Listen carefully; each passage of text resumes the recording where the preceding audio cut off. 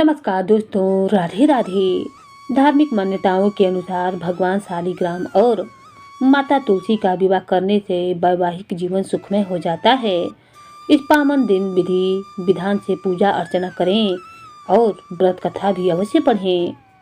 देव उठानी एकादशी के पावन दिन भगवान शालिग्राम और माता तुलसी का विवाह किया जाता है। इस साल देव उठानी एकादशी और तुलसी विवाह 1 नवंबर को है। हिंदू धर्म में इस दिन का बहुत अधिक महत्व होता है। धार्मिक मान्यताओं के अनुसार भगवान शालिग्राम और माता तुलसी का विवाह करने से वैवाहिक जीवन सुखमय हो जाता है। इस पावन दिन विधि विधान से पूजा अर्चना करने से इंसान को मोक्ष की प्राप्ति होती है। आइए तुलसी व्रत की महिमा आपको सुनाते हैं। जालंधर नाम का एक पराक्रमी असुर हुआ करता था, जिसका विवाह वृंदा नाम की कन्या से हुआ। वृंदा भगवान विष्णु की परम भक्त थी और प्रतिव्रता स्त्री भी थी। इसी कारण जालंधर अज्ञेय हो गया था। अपने अज्ञेय होने पर जालंधर को अभिमान हो गया और वह स्वर्ग की कन्याओं को परेशान करने लगा। दुखी होकर सभी देवता भगवान विष्णु की शरण में चले गए और जालंधर के आतंक को समाप्त करने की प्रार्थना करने लगे। भगवान विष्णु ने अपनी माया से जालंधर का रूप धारण कर लिया और छल से वृंदा के प्रतिव्रत धर्म को नष्ट कर दिया। इससे जालंधर की शक्ति क्षीण हो गई और वह युद्ध में मारा गया। जब वृंदा को भगवान विष्णु के छल का पता चला तो उसने भगवान विष्णु को पत्थर का बन जाने का श्राप दे दिया। देवताओं की प्रार्थना पर वृंदा ने अपना श्राप वापस भी ले लिया, लेकिन भगवान विष्णु वृंदा के साथ हुए छल के कारण लज्जित थे।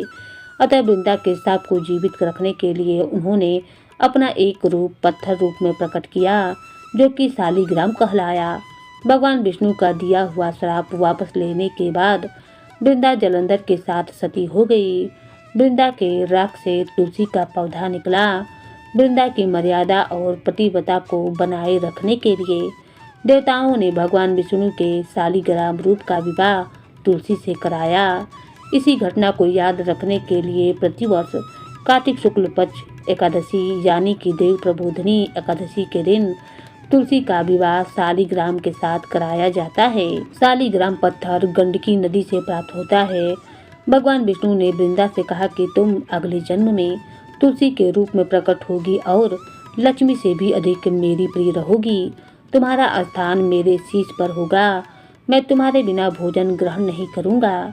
यही कारण है कि भगवान विष्णु के प्रसाद में तुलसी अवश्य रखा जाता है।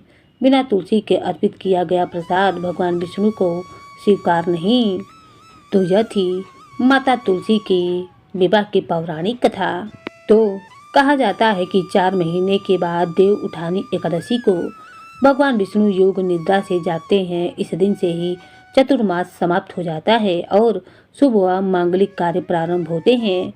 कार्तिक शुक्ल पक्ष की एकादशी को देव उठानी एकादशी का व्रत भी किया जाता है। इसे देवोत्थान एकादशी या देव प्रबोधनी एकादशी के नाम से भी जाना जाता है। देव उठानी एकादशी को भगवान विष्णु 4 महीने बाद योग निद्रा से जागते हैं और सृष्टि का संचालन करते हैं। इस दिन ही विवाह, मुंडन व सगाई जैसे मांगलिक कार्य भी प्रारंभ होते हैं। देव उठानी एकादशी के दिन ही तुलसी विवाह कराया जाता है। मान्यता है कि इस दिन भगवान विष्णु के रूप में भगवान शालिग्राम और माता तुलसी का विवाह कराने से कन्यादान के समान फल प्राप्त होता है। जिस मनुष्य को कन्या नहीं है वह तुलसी विवाह करके कन्यादान का संपूर्ण फल प्राप्त कर सकता है। हिंदू पंचांग के अनुसार एकादशी तिथि 1 नवंबर को सुबह 9:11 से प्रारंभ हो रही है और इसका समापन 2 नवंबर को सुबह 7:31 पर होगा।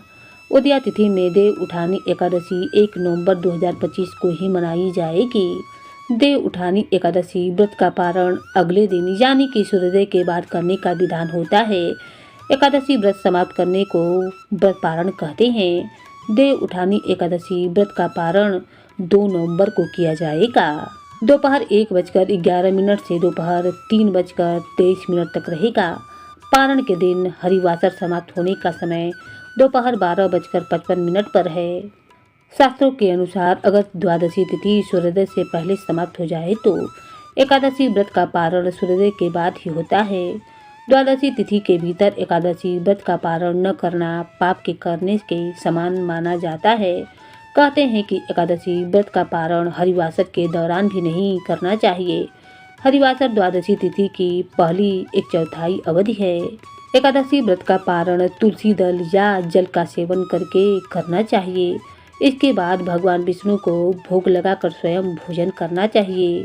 तो दोस्तों, यह थी माता तुलसी और भगवान विष्णु की पौराणिक कथा के साथ साथ एकादशी व्रत की संपूर्ण जानकारी। आपको वीडियो कैसी लगी कमेंट बॉक्स में कमेंट जरूर करें और हाँ, एक बार श्री हरि विष्णु और माता तुलसी का जयकारा अवश्य लगाएं। जय श्री नारायण। माता तुलसी की जय।